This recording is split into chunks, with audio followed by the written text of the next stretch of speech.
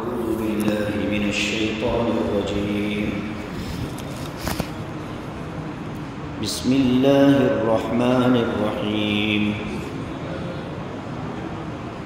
من أجل ذلك كتبنا على بني إسرائيل أنه من قتل نفسا بغير نفس أو فساد في الأرض فكأنما قتل الناس جميعا ومن أحياها فكأنما أحيا الناس جميعا ولقد جاءتهم رسلنا بالبينات ثم إن كثيرا منهم بعد ذلك في الأرض لمسرفون إنما جزاء الذين يحاربون الله ورسوله ويسعون في الأرض فسادا أن يقتلوا أو يصلبوا أو تقطع أيديهم وأرجلهم من خلاف أو ينفوا من الأرض ذلك لهم خزي في الدنيا ولهم في الآخرة عذاب عظيم إلا الذين تابوا من قبل أن تقدروا عليهم فاعلموا أن الله غفور رحیم. صدق اللہ العظیم. ترجمہ دیکھیں. من اجل ذالک، اسی سبب سے، اسی وجہ سے، کتبنا علی بنی اسرائیل، ہم نے مقرر کر دیا بنی اسرائیل پر، انہ من قتل نفسا بغیر نفس، کہ جو آدمی کسی انسان کو قتل کر دے گا بغیر کسی جان کے بدلے، او فساد فی الارض، یا زمین میں فساد مچائے جانے کے جرم کے بدلے، فکأنما قتل الناس جمیعا، تو گویا کہ اس نے تمام انسانوں کو قتل کر دیا، ومن احیاہا، اور جو آدمی کسی کو زندہ چھوڑ دے گا، فکأنما احیا الناس جمیعا، تو گویا کہ اس نے تمام انسانوں کو زندہ چھوڑ دیا. وَلَقَدْ جَاءَتْهُمْ رُسُلُنَا بِالْبَيِّنَاتِ، اور تحقیق کہ ان کے پاس ہمارے رسول واضح کھلی نشانیاں لے کر آئے. ثُمَّ إِنَّ كَثِيرًا مِّنْهُمْ بَعْدَ ذَلِكَ فِي الْأَرْضِ لَمُسْرِفُونَ، پھر بھی بہت سارے لوگ ان میں سے اس حکم کے بعد بھی زمین میں حد سے تجاوز کرنے والے. انما جزاء الذین یحاربون اللہ ورسولہ، یقیناً جو لوگ اللہ اور اس کے رسول سے جنگ کرتے ہیں، وَيَسْعَوْنَ فِي الْأَرْضِ فَسَادًا، اور زمین میں فساد مچانے کے لیے کوشش کرتے ہیں، أَن يُقَتَّلُوا، ان کی سزا یہ ہے کہ ان کو قتل کیا جائے گا، اور يُصَلَّبُوا، یا ان کو سولی دی جائے گی، او تقطع ایدیہم وارجلہم من خلاف، یا ان کے ہاتھ اور پیر مخالف سمتوں سے کاٹے جائیں گے، او ینفوا من الارض، یا ان کو جلا وطن کیا جائے گا۔ ذالک لہم خزی فی الدنیا، یہ ان کے لیے دنیا کی ذلت ہے، وَلَهُمْ فِي الْآخِرَةِ عَذَابٌ عَظِيمٌ، اور ان کے لیے آخرت میں بہت بڑا عذاب ہے۔ إِلَّا الَّذِينَ تَابُوا، ہاں جو لوگ توبہ کر لیں، مِن قَبْلِ أَن تَقْدِرُوا عَلَيْهِمْ، اس سے پہلے کہ تم ان پر قابو پاؤ، فَاعْلَمُوا أَنَّ اللَّهَ غَفُورٌ رَحِيمٌ، تو جان لو کہ یقیناً اللہ تبارک و تعالی بہت زیادہ معاف فرمانے والے، بہت زیادہ رحم کرنے والے۔ یہ 3 آیتیں ہیں، آیت نمبر 32، 33 اور 34۔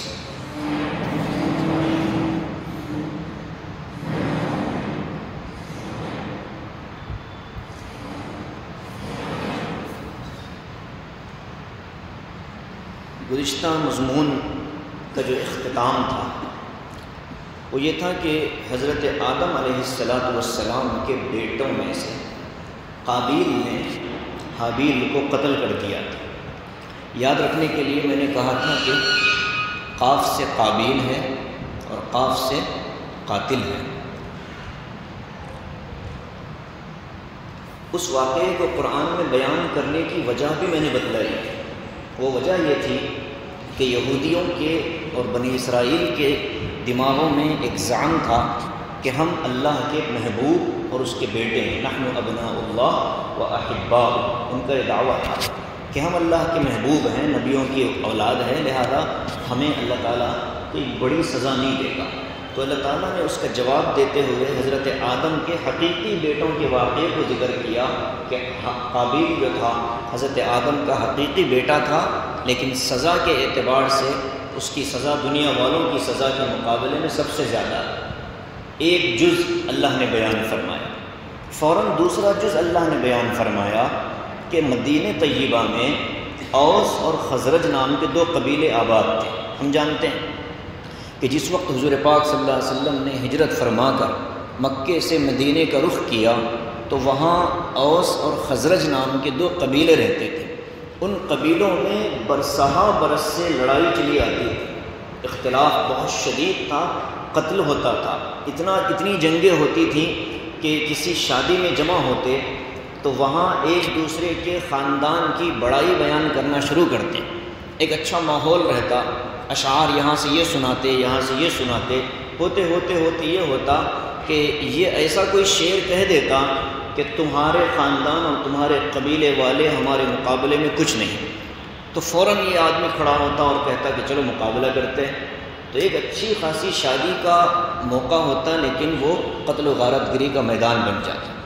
اس قدر ایک دوسرے کے قاتل تھے۔ اللہ کے نبی علیہ السلام نے وہاں آ کر سب سے پہلا جو کام کیا، مدینے میں بسنے والے کافر قبیلوں کا آپس میں ایک دوسرے سے جوڑ قائم کیا، معاہدہ کروایا کہ تم ایک دوسرے سے معاہدہ کر لینا، جھگڑے اور لڑائی بند کر دینا۔ یہاں اللہ تبارک و تعالی یہودیوں کو ایک بات یاد دلا رہے ہیں، اس میں مسلمانوں کو بلکہ پوری دنیا انسانیت کو ایک پیغام ہے۔ وہ پیغام اس معنی میں ہے کہ اس وقت پوری دنیا یہ باور کرانا چاہتی ہے اسلام کے بارے میں، یہ غلط اور منفی پروپیگنڈا کیا جاتا ہے کہ اسلام کے اندر تشدد ہے، اسلام کے اندر شدت پسندی ہے، اور اسلام کے اندر دہشت گردی ہے۔ اسلام لوگوں کی جان کو قتل کرنے مارنے کا حکم دیتا ہے، ترغیب دیتا ہے۔ آیتیں اس کے کانٹیکسٹ سے کاٹ کر کے پیش کی جاتی ہیں اور بتایا جاتا ہے کہ یہ آیت دیکھو بتا رہی ہے کہ فلاں جگہ مارو، جیسے سورہ انفال میں اللہ نے فرمایا میدان جنگ ہو، لڑائی کا موقع ہو، اللہ تبارک و تعالیٰ فرماتے ہیں کہ دیکھو ایسی مارنا کہ ان سے بہت زیادہ تکلیف ہو، بس یہ پوائنٹس ہیں، ان پوائنٹس پر تم مار سکتے ہو۔ تو یہ تو رحم ہیں۔ یہ جو آیتیں وہ لوگ ہمارے خلاف پیش کرتے ہیں، اسلام کے خلاف، اسلام کو دہشت گردی کا مذہب ثابت کرنے کے لیے، وہ آیتیں تو اسلام کے حق میں ہیں، اس لیے کہ اللہ تبارک و تعالیٰ فرماتے ہیں فَاضْرِبُوا فَوْقَ الْأَعْنَاقِ وَاضْرِبُوا مِنْهُمْ كُلَّ بَنَانٍ۔ دیکھو ان کے جہاں سے چاہے وہاں سے نہ مارو، بلکہ ان کے جوائنٹ پر مارو، ہڈی جہاں جڑتی ہے وہاں مارنے سے انسان کو تکلیف کم ہوتی ہے، مار پورا لگ جاتا ہے۔ یہ تو عین رحمت ہے اللہ کے حکم کے. تو ان احکام کو اسلام کے خلاف ثابت کیا جاتا ہے، لیکن ان کور چشموں کو یہ نظر نہیں آتا. اللہ ہدایت دے بھائی. کیا ہو رہا ہے؟ درس کا حلقہ کم سے کم 10-5 منٹ رک جاتے تو اچھا.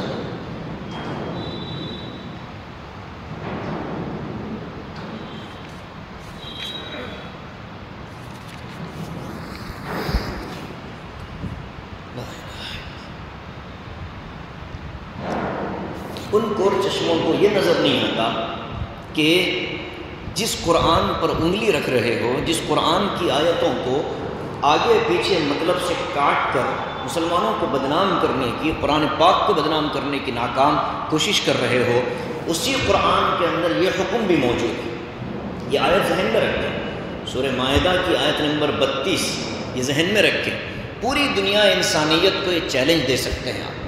پوری دنیا کی جتنی کتابیں ہیں، جس مذہب سے بھی اس کا تعلق ہو، اس مذہب کی کسی کتاب کے اندر 4 وید آپ اٹھا لیں، بائبل کے 14 نسخے آپ اٹھا لیں، تورات کے پرانے نسخے آپ اٹھا لیں، نئے نسخے آپ اٹھا لیں، نیا اور پرانا جو بائبل ہے دونوں آپ دیکھ لیں، کسی میں بھی یہ آیت نہیں آئی جو اس قرآن پاک کے اندر آئی ہے.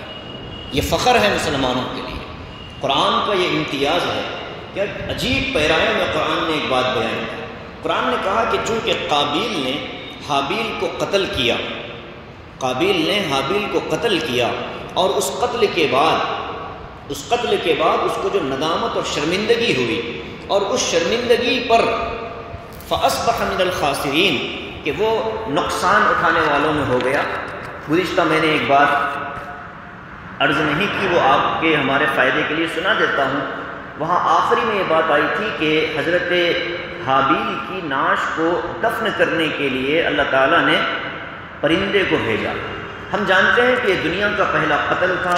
بعض مفسرین فرماتے ہیں دنیا کی پہلی موت تھی، اور اس کو اللہ تبارک و تعالیٰ نے آخری سفر جو کروایا وہ مٹی میں دفن کروا کر کروایا. تو پہلے سے دنیا کے اندر جو سب سے پہلا انسان مرا ہے اس کو دفن کروایا گیا ہے، نہ کہ اس کو جلایا گیا ہے.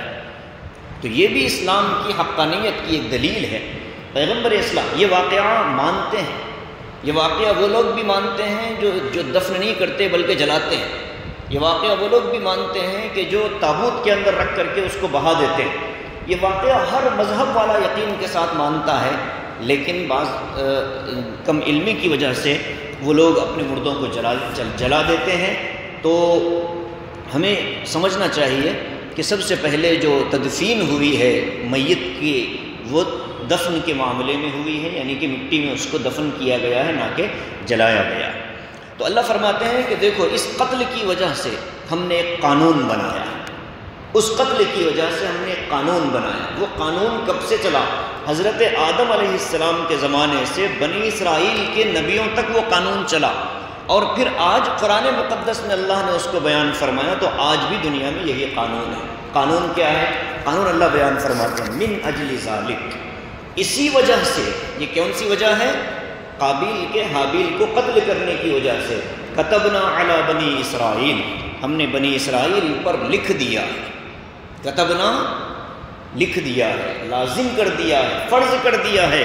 انہ من قتل نفسا بغیر نفس، کہ جو آدمی کسی انسان کو ناحق قتل کر دیتا ہے، بغیر کسی سبب کے قتل کر دیتا ہے، بغیر کسی وجہ کے قتل کر دیتا ہے، او فساد فی الارض، یا فساد کی سزا کے طور پر اگر قتل کرے. یہ دو جملے سمجھ لیں، اس لیے کہ انسان کو شریعت کے اندر کچھ ایسی سزائیں ہیں، کچھ ایسے جرائم ہیں جن کی وجہ سے قتل کرنا جائز ہو جاتا ہے. قاضی کو، اسلامی حاکم کو قتل کرنے کی اجازت ہوتی ہے کہ مجرم کو قتل کیا جائے. ایک سزا اس میں، شادی شدہ آدمی اگر زنا کرے اور اس کا زنا ثابت ہو جائے تو اسلامی حکومت اگر ہوگی تو وہ اس کو سزا دے گی، پتھر مار مار کر قتل کیا جائے گا. دوسرے، کوئی مسلمان ایمان لانے کے بعد مرتد ہو جائے تو اس مرتد کو بھی اسلامی حکومت کے اندر قتل کیا جائے گا. تیسرے، کسی نے کسی کو ناحق قتل کر دیا تو بدلے میں اس کو بھی قتل کیا جائے گا. اسی طریقے سے کچھ ڈاکو قافلے پر حملہ کر کے ڈاکہ ڈالتے ہیں تو ڈاکے کی سزا بھی اسلام کے اندر قتل ہے۔ ان اسباب کے علاوہ اگر کسی نے کسی کو ایسے ہی مار دیا یا زمین میں اس نے فساد مچا رکھا تھا، ہنگامہ کر رہا تھا، اس کو پکڑ کر مارنا یہ تو جائز ہے اسلامی حکومت میں، لیکن بغیر کسی سبب کے کسی کو مارنا ہرگز جائز نہیں ہے۔ اللہ فرماتے ہیں فَكَأَنَّمَا قَتَلَ النَّاسَ جَمِيعًا، یہ جملہ یاد رکھ لیں کہ وہ اللہ فرماتا ہے کہ اس نے گویا کہ پورے لوگوں کو قتل کر دیا۔ یہ ہے اسلام کی خصوصیت، یہ ہے اسلام کہ اس میں نہ مسلمان کی تخصیص ہے، نہ غیر مسلم کی تخصیص ہے، نہ ماننے والے کی تخصیص ہے، نہ منکر کی تخصیص ہے۔ الناس کا لفظ آیا ہے اور اللہ تبارک و تعالیٰ کے قرآن میں الناس جہاں بھی آیا ہے وہاں مسلمان بھی مراد ہوتا ہے، غیر مسلم بھی مراد ہوتا ہے۔ گویا کہ اس نے پوری انسانیت کو قتل کیا۔ ایک انسان کے قتل کو، ایک انسان کی جان کو اللہ تبارک و تعالیٰ پوری انسانیت سے تعبیر فرما رہے ہیں۔ یہ سبق دنیا کی کسی اور کتاب میں نہیں ملتا، یہ سبق دنیا کے کسی اور مذہب میں نہیں ملتا۔ اسی وجہ سے، یہ سبق نہ ہونے کی وجہ سے لوگ اپنے دیوی دیوتاؤں کو راضی کرنے کے لیے اپنی اولادوں تک کو قتل کر دیتے ہیں۔ مشرکین کیا کرتے تھے کہ وہ اپنی عزت، اپنے غرور اور اپنے گھمنڈ کو بچانے کی خاطر اپنی بیٹیوں کو قتل کر دیتے تھے۔ مشرکین کیا کرتے تھے؟ دیوی دیوتاؤں کو راضی کرنے کی خاطر کنواری بچیوں کو جن کی شادی کی عمریں ہو جاتی ان کو تیار کروا کر ان کو بھیڑ چڑھا دیا کرتے تھے۔ خود اس ملک کے اندر یہ بات ہو چکی ہے، کئیوں واقعات آپ جانتے ہیں، تاریخ کے اندر میں لکھا ہوا ہے کہ حضرت اورنگزیب رحمۃ اللہ علیہ، اللہ ان کے قبر پر کروڑوں رحمتیں نازل فرمائے، اس وقت تاریخ کا مظلوم ترین بادشاہ ان کو بتایا جا رہا ہے۔ حضرت عالمگیر رحمۃ اللہ علیہ کے بارے میں آتا ہے کہ ان پر الزام ہے کہ انہوں نے غیر مسلموں کی عبادت گاہوں کو توڑا، حالانکہ اس الزام کی حقیقت صرف یہ تھی کہ حضرت اورنگزیب رحمۃ اللہ علیہ ایک سفر پر جا رہے تھے۔ حضرت کے ساتھ آپ کو معلوم ہے کہ ان کا جو سب سے قریبی وزیر تھا وہ غیر مسلم تھا، اور عجیب بات یہ ہے کہ شیواجی جو غیر مسلموں کے بہت بڑے ہیرو ہیں، ان کا جو قریبی وزیر تھا وہ مسلمان تھا۔ تاریخی حقیقتیں ہیں، اس کو کوئی بدل نہیں پاتا۔ تو اورنگزیب رحمۃ اللہ علیہ کے وزیر نے درخواست کی کہ بادشاہ سلامت، ہمارے قافلے میں چونکہ مرد و خواتین ہیں، ہم جس راستے سے گزر رہے ہیں یہاں ایک بہت بڑا مندر آتا ہے، ہم یہ چاہتے ہیں کہ کچھ وقت اس میں ہم اپنی پوجا پاٹ کر کے آئیں۔ اورنگزیب رحمۃ اللہ علیہ نے قافلہ رکوا دیا، سفر ملتوی کر دیا، کہا کہ ٹھیک ہے چلے جاؤ اور جا کر اپنا کام فارغ ہو جاؤ۔ جب وہ گئے، ایک دن گزرا، 2 دن گزرے، 3 دن گزر گئے، وہ واپس نہیں آئے۔ اورنگزیب رحمۃ اللہ علیہ نے اپنے وزیر کو بھیجا کہ ذرا تحقیق تو کرو کیا بات ہو گئی، اتنی لمبی عبادت کیسے؟ حضرت کے حکم پر، بادشاہ کے حکم پر جب وزیر وہاں گیا تو وزیر نے دیکھا کہ اس کی جو بالکل نچلی منزل ہے، جو جس کو تہخانہ کہا جاتا ہے، اس تہخانے میں قافلے کی عورتوں کے ساتھ بدکاری ہو رہی تھی۔ ان کو قید کر لیا گیا تھا وہاں کے جو مذہبی رہنما تھے۔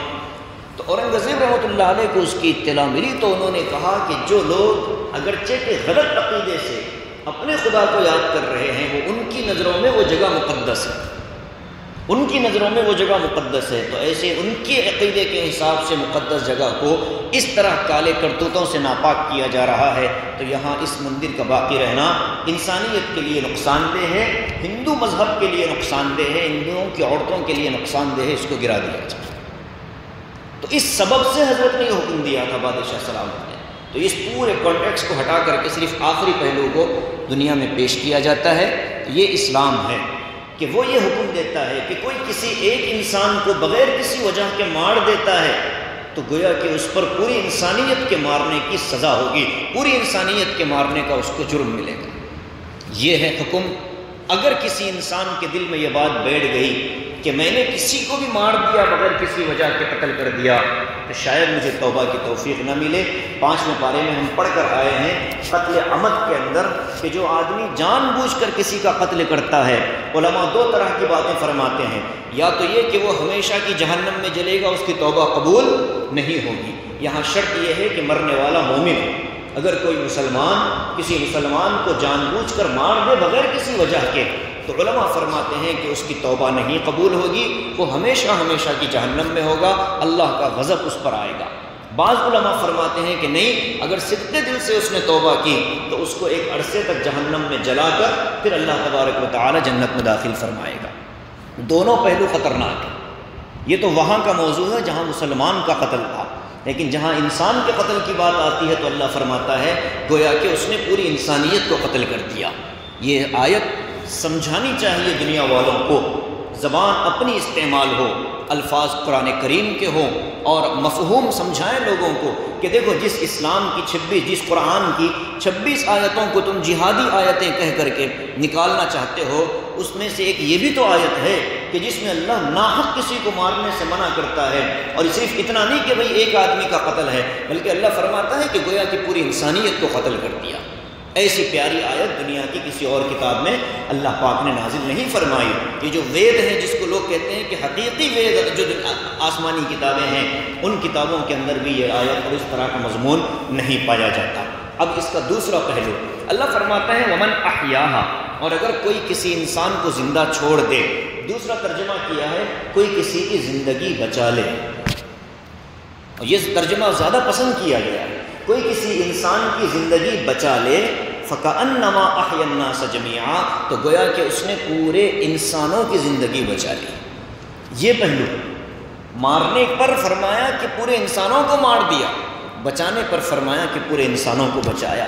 تو جہاں بھی ہمیں اپنی طاقت، اپنا پاور، اپنی حیثیت استعمال کر کے کسی کی زندگی بچانے کا موقع ملے، آگے بڑھ کر اس کو بچا لینا چاہیے، اس لیے کہ فَكَأَنَّمَا أَحْيَا النَّاسَ جَمِيعًا، گویا کہ اس نے پوری انسانیت کو بچا لیا ہے۔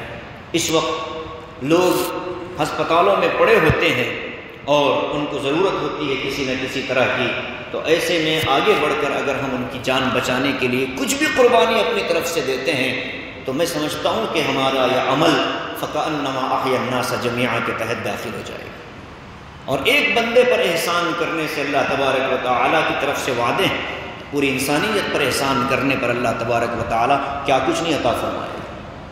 اس لیے کوئی موقع کسی کی خدمت کا ہمیں چھوڑنا نہیں چاہیے، لاپرواہی نہیں ہونی چاہیے، کہیں بھی موقع ملے آگے بڑھ کر اپنے سے جو ہو سکے۔ ہم صرف اتنے کے مکلف ہیں جتنی ہمارے پاس طاقت ہے، لا یکلف اللہ نفسا الا وسعها، اللہ نے اتنی ہی ذمہ داری ڈالی ہے جتنی آدمی کر سکتا ہے۔ اب اللہ اس کی طاقت سے زیادہ اس پر بوجھ نہیں ڈالتا، اس پہ ذمہ داریاں نہیں ڈالتا، تو جو کر سکتا ہے اللہ اس سے کام لے لیتا ہے۔ تو ایسے میں ہمیں خدمت کا موقع نہیں چھوڑنا چاہیے۔ سڑک پر حادثہ ہو گیا، اللہ ہم سب کی حفاظت فرمائے، ہم جا رہے ہیں، وقت ہو اگر ہمارے پاس کوئی ایسا کام نہ ہو کہ آگے نقصان ہو رہا ہو، رک کر کے اگر ہم اس کو اٹھا لیں، کسی ہسپتال میں پہنچا لیں، تو یہ بھی فَكَأَنَّمَا أَحْيَا النَّاسَ جَمِيعًا کے تحت داخل ہو جائے گا۔ کسی کو پناہ دے دیں جو کہ حکومت کا مجرم نہ ہو، قانون کا مجرم نہ ہو، بس وہ لوگوں کی وجہ سے پریشان، اس کو پناہ دے دیں۔ کوئی بھوکا ہے اس کو کھانا کھلا دیں، بھوک کی وجہ سے مر رہا ہے اس کو کھانا کھلا دیں، پیاس کی وجہ سے بے چین ہو رہا ہے اس کو پانی پلا دیں، یہ بھی تو فَكَأَنَّمَا أَحْيَا النَّاسَ جَمِيعًا کے اندر داخل ہو جائے گا۔ ہم چھوٹے چھوٹے کام کر کے بڑے بڑے ثواب اور اجر حاصل کرنے کے اللہ تبارک و تعالیٰ نے ہم کو موقع عطا فرمائے، اس لیے ہم ان مواقع سے ہرگز پہلو تہی نہ کریں۔ وَلَقَدْ جَاءَتْهُمْ رُسُلُنَا بِالْبَيِّنَاتِ، صرف اتنا ہی نہیں کہ اللہ تعالیٰ نے لکھ کر کتاب میں بھیجا، بلکہ اس لکھے ہوئے مضمون کو یاد دلانے کے لیے انبیاء کو بھی بھیجا۔ ہر نبی نے آ کر کے انسانیت کا درس دیا، پیغام دیا، سبق دیا۔ ثُمَّ إِنَّ كَثِيرًا مِّنْهُمْ بَعْدَ ذَلِكَ فِي الْأَرْضِ لَمُسْرِفُونَ، پھر بھی کتاب بھی آ گئی، نبی بھی آ گئے، لیکن پھر بھی بہت سارے لوگ وہ ہوتے ہیں جو زمین میں فساد مچاتے ہی رہتے ہیں، فساد مچاتے ہی رہتے ہیں۔ ایک مضمون مکمل ہوا، آگے ایک مضمون ہے خاص واقعہ، اس کو بھی سمجھیں۔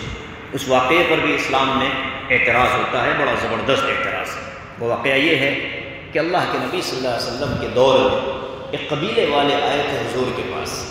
وہ آ کر کے ان لوگوں نے کہا کہ ہم بیمار ہو چکے ہیں، ہمارے پیٹ خراب ہو چکے، رنگ ہمارا خراب ہو رہا ہے، یا رسول اللہ ہمیں آپ مدینے میں رکھ لیں، کوئی علاج بتلا دیں۔ ان لوگوں کو حضور نے کہا کہ یہ صدقے کے اونٹ ہیں، ان اونٹوں کے پاس رہو، اس کا دودھ بھی پی لینا، اس کا پیشاب بھی پیو، ان اونٹوں کے پیشاب میں تمہاری خاص بیماری کا علاج ہے۔ بس ان کو اللہ تعالیٰ نے، اللہ کے نبی نے حکم دیا تو وہ گئے اور وہاں جا کر کے وہ لوگ رہنے لگے۔ کچھ دنوں میں وہ اچھے ہو گئے۔ اس کا یہ مطلب نہیں کہ ہمارے لیے بھی اونٹ کے پیشاب کی اجازت ہے، نہیں، وہ ان کے لیے خاص حکم تھا۔ اچھے ہو گئے، صحت مند ہو گئے۔ ان کی صحت کے بعد اب ان کے اندر کا شیطان جاگا۔ انہوں نے کیا کیا کہ وہ جو صدقے کا مال تھا، مدینہ پاک کے اونٹ تھے، وہ سارے چرا لیے۔ جو چرواہے تھے ان کو قتل کر دیا، مدینے کے چرواہے، نبی کے چرواہے، اور وہ سامان لوٹ کر بھاگے۔ اللہ کے نبی کو اطلاع ہوئی، حضور نے صحابہ کو پیچھے بھیجا اور بھیج کر کہا کہ ان کو پکڑ لو۔ وہ آئے، آنے کے بعد اللہ کے رسول نے ان سب کے بارے میں فیصلہ فرمایا کہ ان کو مدینے کے باہر جو چٹیل میدان ہے اس میدان میں ان کو ڈال دیا جائے، ان کے ہاتھ اور پیر کاٹ دیے جائیں۔ یہ ہاتھ کاٹا جاتا، یہ پیر کاٹا جاتا، یہ ہاتھ کاٹا جاتا، یہ پیر کاٹا جاتا، یعنی مخالف سمت میں ہاتھ کاٹا جاتا تو اس کے اپوزٹ والا پیر کاٹا جاتا، ایک سزا۔ دوسری سزا یہ دی کہ ان لوگوں نے اس چرواہے کی آنکھوں میں گرم سلاخیں لگائی تھی۔ اللہ کے رسول نے بھی ان لوگوں کی آنکھوں میں گرم سلاخیں لگائی تھی، اور حضور نے فرمایا کہ ان کو پانی نہ دیا جائے۔ تو دھوپ کی شدت اور پیاس کی وجہ سے وہ زمین کی مٹی چاٹ رہے تھے، پیاس اس سے بجھ جائے۔ اللہ کے رسول نے کہا کہ ان کو ایسے ہی مرتے ہوئے چھوڑ دیا جائے، ان کی سزا یہی ہے۔ یہ ایک واقعہ ہے تاریخ کا، سیرت کا، اللہ کے نبی صلی اللہ علیہ وسلم کا یہ عمل صحیح حدیثوں سے ثابت ہے، حضور نے کیا ہے، سزا دی ہے۔ حضور کی زندگی کی جو سیرت بیان کی جاتی ہے، عام طور پر اس میں صرف ایک پہلو ذکر کیا جاتا ہے کہ حضور نے ہر موقع پر معاف کیا۔ ہم یہی جانتے ہیں کہ اللہ کے رسول نے فتح مکہ، ایک ہی تو واقعہ سناتے ہیں، کون سا؟ ایک طائف والا اور ایک فتح مکہ والا۔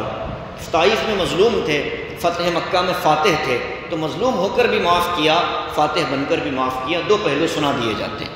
لیکن یہ جو عرینہ والوں کے ساتھ اللہ کے رسول نے معاملہ کیا، اس کو ہم ہٹا دیتے ہیں۔ سیرت پاک سے روشنی مکمل لینی چاہیے۔ اللہ کے نبی علیہ الصلوۃ والسلام نے اس طرح کی سزا دے کر ان لوگوں کو قتل کر دیا۔ قرآن کریم سے اس سزا کا ثبوت دیکھیے۔ فرمایا کہ انما جزاء الذین یحاربون اللہ ورسولہ، جو لوگ اللہ اور اس کے رسول سے جنگ کرتے ہیں۔ یہاں واقعہ کیا پیش آیا؟ نبی کے صدقے کے اونٹ چرائے اور نبی کے چرواہے کو مار دیا، گویا کہ نیک مسلمان کو قتل کیا۔ اللہ تبارک و تعالیٰ نے اس کو تعبیر فرمائی کہ یہ نیک مسلمان کو مارنا گویا کہ اللہ سے جنگ کرنا ہے۔ تو جو لوگ اللہ اور اس کے رسول سے جنگ کرتے ہیں اور زمین میں فساد مچاتے ہیں، ان لوگوں نے تو فساد مچایا، ان کی سزا یہ ہے کہ ان کو قتل کیا جائے گا، ان یقتلوا او یصلبوا، یا ان کو سولی پر چڑھایا جائے گا، او تقطع ایدیہم وارجلہم من خلاف، یا ان کے ہاتھ اور پیر اپوزٹ سمت سے کاٹے جائیں گے، او ینفوا من الارض، یا ان کو جلا وطن کیا جائے گا، شہر بدر کیا جائے گا۔ یہ چار طرح کی سزائیں ہیں، اس کو سمجھیں۔ یہ چار طرح کی سزائیں چار طرح کے مجرموں کے لیے۔ ڈاکہ ڈالنے والے چار طرح کے ہوتے ہیں، یا تو اس نے ڈاکے میں صرف قتل کیا، مال نہیں لوٹا، ہوتا ہے حملہ کیا قافلے پر لیکن مال چرانے کا موقع نہیں ملا، مال والے کو قتل کر کے بھاگ گیا، تو یا تو صرف قتل کیا ہو اور مال نہ چرایا ہو تو اس کو قتل کیا جائے گا، قتل کرتے ہوئے مال بھی چرایا ہو تو اس کو سولی پر چڑھایا جائے گا۔ سوال یہ پیدا ہوتا ہے کہ قتل کرنا اور سولی پر چڑھانا دونوں ایک ہی ہیں، تو اس کا جواب فقہا لکھتے ہیں کہ قتل کرنا اسلام میں تلوار کی تیز دھاڑ سے ہوتا ہے کہ اس کو ایک جھٹکے کے اندر اس کا سر الگ کیا جاتا ہے، لیکن سولی پر چڑھ کر مارنے والے کو تکلیف تلوار سے قتل ہونے والے سے زیادہ تکلیف سولی پر ہوتی ہے۔ یہ لوگ پھانسی لگا لیتے ہیں، یہ بہت بڑی موت، یہ بہت بری موت ہے، بہت تکلیف دہ موت ہے، اللہ ہماری حفاظت فرمائے۔ انسان بچنا چاہتا ہے لیکن بچ نہیں پاتا، یہاں تو ایک لمحے میں اس کی جان چلی گئی، وہاں لمحے نہیں بلکہ کئی منٹوں تک وہ آدمی جھولتا رہتا ہے، پھر کہیں جا کر اس کی جان نکلتی ہے۔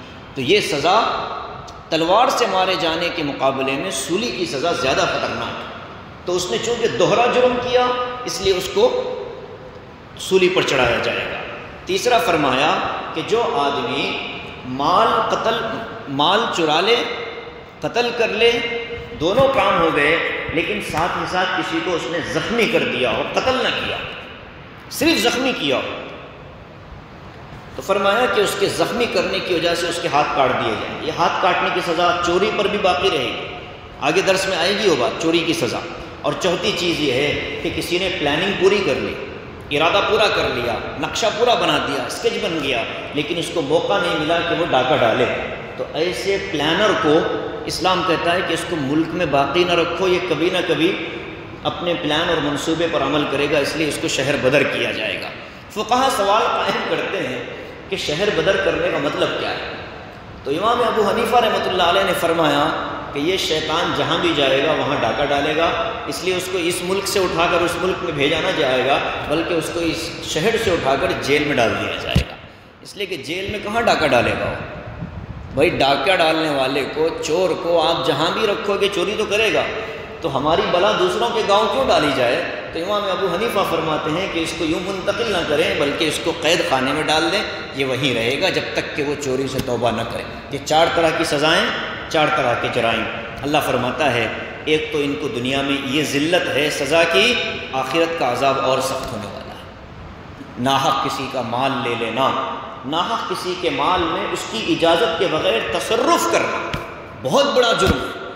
ہمارے اندر یہ اس کو جرم سمجھنے کا مادہ ختم ہوتا جا رہا ہے، ہم کسی کے بھی مال کو اس کی اجازت کے بغیر استعمال کر لیتے ہیں۔ فقہا نے حرام قرار دیا ہے، ناجائز قرار دیا ہے۔ ہاں بعض چیزیں ہوتی ہیں کہ جو عام طور پر اجازت سمجھی جاتی ہے، اس کی تو کوئی حرج نہیں ہے، لیکن اجازت کے بغیر کسی کے گھر کے درخت کا پھل کھانا بھی حرام ہے۔ اجازت کے بغیر کسی کے گھر کے درخت کا پھل توڑ کر کھا لینا بھی حرام ہے۔ اب تو حالت یہ ہو گئی کہ پڑوسی اگر کہیں جائیں، آنے تک گھر کا درخت صاف ہو جاتا ہے، انتظار میں رہتے ہیں لوگ کہ بھائی شہتوت کا موسم چل رہا ہے، تو شہتوت پک کر جب لال اور کالے ہونے لگیں تو پتہ نہیں یہ گھر والے کب جائیں گے، جب یہ باہر گئے تو سارے شہتوت ہمارے۔ یہ حرام ہے، چوری ہے، یہ ناجائز عمل ہے، اور اس کو ہر جگہ آپ فٹ کرنا شروع کر دیں۔ فقہا نے یہاں تک لکھا ہے، بڑی عجیب بات لکھی ہے کہ یہ جو لوگ راستوں میں اپنے گھر کے سامنے گاڑیاں کھڑی کرتے ہیں جو کہ ان کی جگہ نہیں ہے، جو کہ ان کی جگہ نہیں ہے، وہ راستہ ہے عام لوگوں کا، عوام الناس کا، عام لوگوں کے راستوں پر گاڑی کا کھڑا کرنا بھی حرام لکھا ہے، اس لیے کہ تصرف ہو رہا ہے بغیر کسی کی اجازت کے، اس کے مال میں، اس کی زمین میں، اس کے روپیے میں، اس کے کسی بھی طرح کی ملکیت والی چیز میں تصرف کرنا جائز نہیں ہوگا۔ تو اس لیے یہ پہلو ہمارے اندر سے نکلتا جا رہا ہے، اور ہم اپنے آپ کو بہت نیک اور متقی تصور کر رہے ہیں، جبکہ یہ بہت ہی خطرے کی علامت ہے۔ آگے فرمایا ہاں اگر کوئی چوری کر لیا، ڈاکہ ڈال لیا، ڈاکہ ڈالنے کے بعد مسلمانوں کے قبضے میں آنے سے پہلے اس نے توبہ کر لی، کہا کہ میں توبہ کرتا ہوں، استغفار کرتا ہوں، مال لوٹا دینا چاہتا ہوں، جس کا میں نے چرایا اس کو دے دینا چاہتا ہوں، تو اللہ فرماتا ہے کہ اس کو معاف کر دیا جائے، اس کو معاف کر دیا جائے گا قبضے میں آنے سے پہلے۔ ہاں قاضی نے پکڑ لیا، اب معافی مانگ رہا ہے، تو اب معاف نہیں کیا جا سکتا، اس لیے کہ یہ حق ہے اللہ کی طرف سے۔ اس مسئلے کو سمجھیں، یہ اللہ کی طرف سے حق ہے کہ اس کو سزا دی جائے۔ کوئی زانی زنا کرتا ہے، اس کا زنا ثابت ہوتا ہے، تو نبی کو بھی اجازت نہیں کہ وہ اس کی سزا کو روک سکے۔ کوئی چور چوری کرتا ہے، اس کی چوری ثابت ہوتی ہے، تو نبی کو بھی اجازت نہیں کہ وہ اپنی مرضی سے اس کو سزا دینے سے منع کرے۔ واقعہ ہوا تھا اللہ کے نبی کی خدمت میں، حضرت اسامہ بن زید کو بھیجا تھا لوگوں نے کہ جو پکڑا گیا ہے یہ قبیلہ غیر مسلموں کا قبیلہ ہے، اور جو لڑکی پکڑی گئی ہے چوری میں یہ بہت بڑے خاندان کی بچی ہے، بہتر ہے کہ اس کو سزا میں تخفیف کی جائے۔ آقا نے بڑے جلال کے ساتھ کیا فرمایا؟ فرمایا کہ اسامہ تو اللہ کے حکم کے مقابلے میں مجھ سے درخواست کرنے آیا ہے؟ قسم ہے اللہ کی، اگر محمد صلی اللہ علیہ وسلم کی بیٹی فاطمہ نے بھی اگر یہ جرم کیا ہوتا تو میں ضرور اس کو سزا دیتا۔ تو یہاں معافی مانگ کر قاضی کی اجازت سے سزا سے آدمی بچ نہیں پاتا، لیکن جب پکڑا نہیں جائے، کوئی غیر مسلم ہے، اس نے ڈاکہ ڈال لیا، غیر مسلموں کو سمجھانا چاہیے کہ کوئی غیر مسلم ہے، اس نے مسلمانوں کے قافلے پر حملہ کیا، پکڑنے سے پہلے اس نے کہا کہ مجھے معاف کر دو، تو اب اس کو سزا دینا جائز نہیں، اس کو معاف کرنا ضروری ہے۔ الا الذین تابوا من قبل ان تقدروا علیہم، تمہارے اس پر قادر ہونے اور قدرت پکڑنے سے پہلے اگر کوئی آدمی توبہ کر لے، فاعلموا ان اللہ غفور رحیم، تو سمجھ لو کہ اللہ تبارک و تعالی بہت زیادہ معاف فرمانے والے اور بہت زیادہ رحم فرمانے والے ہیں۔ عجیب و غریب آیتیں ہیں قرآن پاک کی، ایک ایک آیت پوری انسانیت کے لیے مشعل راہ بن سکتی ہے۔ لوگوں کو سبق پہنچانا چاہیے، پیغام دینا چاہیے کہ جس اسلام کے خلاف تم صبح شام پروپیگنڈا کرتے رہتے ہو، اس اسلام کے اندر تو یہ احکام ہے کہ ناحق کسی کو قتل کرنا پوری انسانیت کے قتل کے برابر قرار دیا جا رہا ہے۔ اللہ تبارک و تعالی ہم سب کو توفیق عمل نصیب فرمائے، احکام قرآنیہ اور احکام اسلام کو سمجھنے کے اللہ ہم سب کو بھرپور توفیق نصیب فرمائے۔ آمین وآخر دعوانا ان الحمد للہ رب العالمین۔